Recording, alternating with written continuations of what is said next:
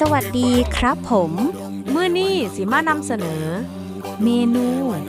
อ่อมกบครับผมมาชมวัตถุดิบและขั้นตอนการทำกันครับผมนำกบและเครื่องที่เตรียมไว้ลงไปคั่วใส่น้ำปลาร้าให้หอม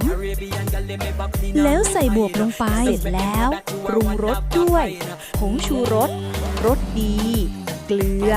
น้ำปลานำผักที่เตรียมไว้ใส่ลงไป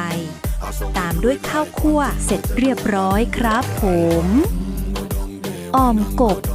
มาแซ่บๆน้ำกันครับผม